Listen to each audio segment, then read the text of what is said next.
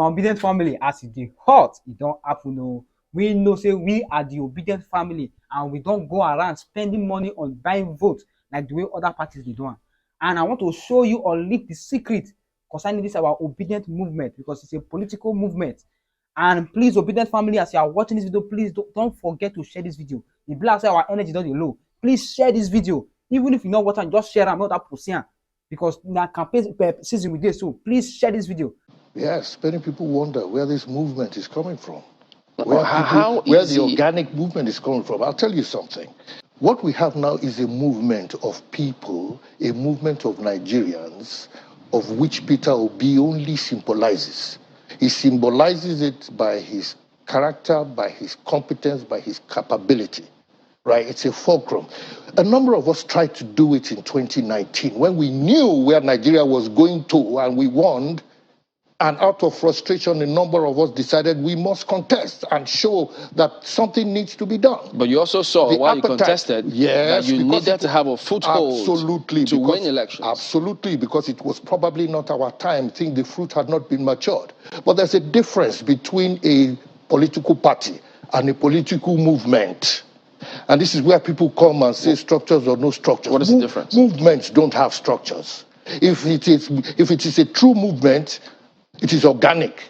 The structure will emerge later on. The structure will come out of the movement. And this is precisely what is happening. And if people don't say that, this race is a marathon, it's not a sprint. Our own, when we ran, we finished our primaries in November, we were asked to jump and start voting in February. We weren't even given time to raise funds. We weren't even given time to be recognized. And speaking about funds, yes, please. Not just in this country, but globally, you know that to run a campaign, an election, that you need a deep pocket. Yes, you need pockets. Does your candidate, does your party have that deep pocket to prosecute this campaign? We have a pocket that is deep enough. But what you should find out is, you see, there is difference between spending money on election and having value for money for what you spend. If you know our principle that's relative for political parties, I guess. Well, in terms it is of relative for political parties, but political parties that behave in a certain way cannot behave differently when they get into government.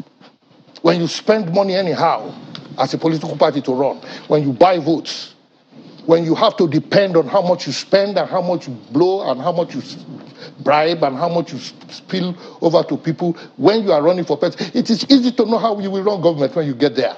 It is very easy. And consistently, I have been in politics for over 40 years in this country. And I know what it is. It is systematic. It is predictable. You will predict. Apart from that, I'm a governance specialist. I'm a development specialist. We work on data. A person who has to bribe 5,000 naira to 10,000 naira to get people to vote will never ever pray that the value of that human being that he has to give 5,000 naira, he will never pray that that person is worth more than the 5,000 naira he gives him. So tell me, how will he perform or how will he deliver governance in such a way that the life of that person will be improved? It is not possible. So if Nigerians want, let them continue to believe in these people who throw money around as if, as a matter of fact, the money you're throwing around, what's the worth and what's the value today? But they believe in throwing money around, but they don't believe in the value of the Nigerian life. For as long as we do not believe that it is human development, it is the value of the Nigerian life that matters, right? The value of your naira will go slow down as what is done. So for us, that is not our style. We are going to change that style. And Nigerians better know that that style had better be buried and dead. Otherwise, Nigeria will not get out of the doldrums. So when the time for spending money will come, we will spend the money. I'm just a little curious. So yes. In 2019, you were a presidential candidate, yes, and you ran against the president, the yes. sitting president. Also in that race were VP Atiku Abubakar Absolutely. and Governor Peter Obi, yes. who were both candidate and running mate. Yes. At that time, you didn't see his potential? At that time, I saw the potential of many people. Okay. But I also saw the contraption in which they wanted to carry the nation. You see, the candidate is one thing, the vehicle is another. Okay. Look at the PDP. I was in the PDP 22 years ago. I contested local government chairmanship in Lagos. PDP is a party that never listens, neither do they ever learn. And I knew that no matter what, check out what Donald Duke said about the, he said even him, if he were in the PDP, it would be impossible for him to do anything right. Because the structure is constraining. The same with APC. Can you extricate Asiwaju, my senior brother, Bola Tinubu, from the APC? So let me get this straight. Assuming that Governor Peter Obi had emerged the candidate of the PDP, yes, you wouldn't have supported him. When? On the platform of the PDP. When? For these primaries, for these elections, for the well, 2023 it probably elections. would have been. You see, what we do is that nothing is good or bad except by a comparison. You go with what you have. If there were somebody else that had the possibility, you see, I know a bit about Peter Obi in the sense that I was head of DFID South, including Enugu, especially during the period from Peter Obi's transition to Ubienu's transition. I conducted Ubienu's first EXCO retreat as head of DFID. So we had known at that time about Peter Obi's capacity to reduce cost of governance, his focus on education and health, which are the key factors for human development.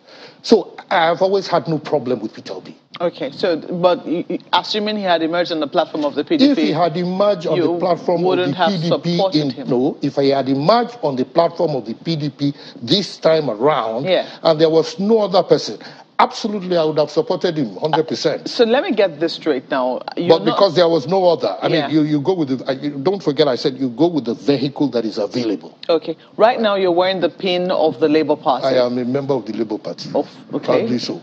Oh, okay. The vehicle available. That is the vehicle. That is the vehicle under formation that is available, that is listening to the people, that is moving with the movement, that the youth have accepted. That is giving people space. Do you think that it will be important? I mean, having been a member of COA, do you think that it will be important for all the other parties, well, not so big parties, I'm very careful in classifying them now, to partner with the parties that they think could eventually, produce candidates whom they think stand a chance in the elections? Marco, you're absolutely right. They actually should. They should. But the process is this. Parties either learn or refuse to learn from the mistakes they make. What I get is that a lot of parties, when they have issues, they complain, they go through crises, but as soon as they get into power, they forget all the issues that have been doing them and they never learn and never restructure or never have a... COA party had its own issues. Unfortunately, INEC has erased us from recording. There are other parties too. There's something called strategic alliances.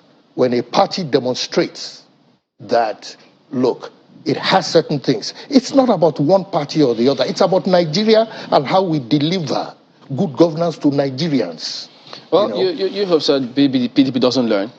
The PDP has not demonstrated that they learn or listen, or otherwise they wouldn't be having this kind of crisis they're having now. For Nigeria to move to the next step, the first step we must take must be the step of justice and inclusion.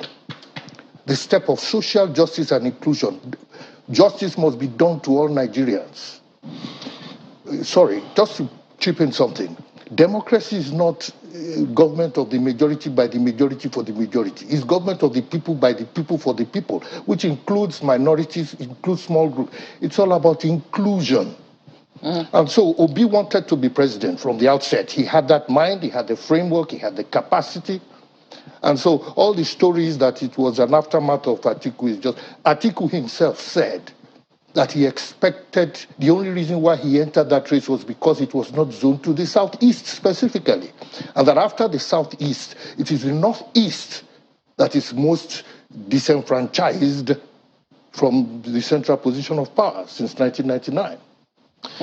But, you know, one of the things that your candidate, the candidate of the Labour Party, has talked about is that nobody should vote for him based on ethnic considerations. That is true, which means, it simply means that don't vote for me because I'm an Igbo man. Vote for me because I'm competent. He didn't say that there's no agreement that you shouldn't vote for him or that the zoning shouldn't come to him. Yeah, but wouldn't that also mean do not vote for me because it is the turn of the Southeast? Well, it is a question of semantic and how you place it. There are different categories. There are different steps to achieving. Number one, in the first place, somebody who is under 18 cannot vote for the president. So that's one level of qualifier. There are further levels of qualifier. You must have your school cert. That's another level of qualifier. There must be other levels of qualifier. And now, because Nigeria needs to be politically savvy and politically sensitive and inclusive. You see, our problems, right, are not unconnected with bad leadership, not unconnected with the governance deficiency that has the lack of inclusion in all our mix. So when we cross, you see, zoning to the Southeast is first crossing the benchmark of inclusion. And then after that, then we will look at, it's like saying you want to zone. Yes, you will want to zone, but even after you zone, you look at merit. So we are not saying zone for zoning's sake. We are saying zoning, and Peter Obi has said, look, beyond that, look, any Easterner could have come out, but any Easterner would not have been voted for. We are saying vote for the man based on his competence. However, Nigeria should do justice to its own self.